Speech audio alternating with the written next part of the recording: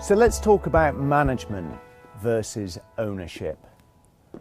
One of the things that I learned from my mentor, Frank, was about the difference between the two. And this might sound blindingly obvious to those of you who own your dealerships, but we spend a lot of time in this space, management.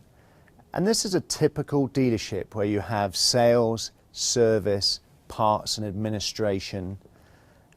And those are the departments, and each one of them has a department manager. But it's very easy to go from one crisis to another, putting out fires, and just spend your whole day being busy. And what I realized from Frank is he said, no, look, I'll spend my time on the management because frankly, I've got more experience of that than you. You need to spend your time as an owner in the ownership space because frankly, you're the only person that can make these decisions. And so I spent my time dealing with the bank, our manufacturer partners, and dealing also with key suppliers, key customers, sorting out our real estate, and last but not least, dealing with our shareholders.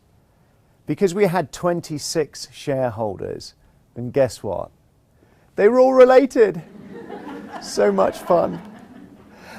And I remember we had a meeting where I got all the shareholders together to discuss our turnaround plan. And we had them sat in a conference room in a U-shaped table, and I gave them the good news. The good news was no more free cars, no more free parts and service. You have to pay for everything you get from the dealerships now.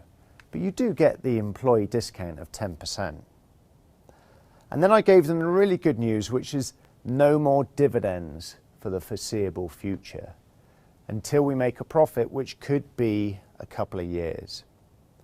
At this point, the room erupted, and I remember feeling quite exposed, stood there by myself.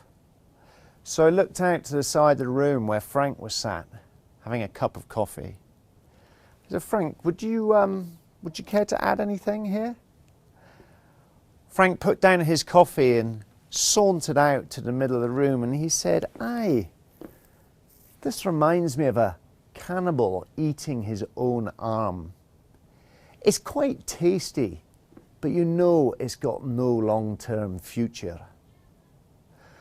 At that point, we had a bit of a laugh, and then I was able to say to everyone, look, if we're still here in a year's time, it means we've been successful, and then we can start talking about when we're going to pay our next dividend. But I want each of you to think in your own dealerships, what are the things that only you can do? The things that only the owner can do.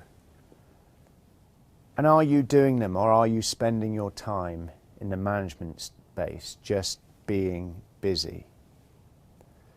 Because this was one of the things that made a huge difference with Frank and I dividing our roles. Him concentrating on management, me concentrating on ownership. And counterintuitively, the more that I did that, the better the business performed.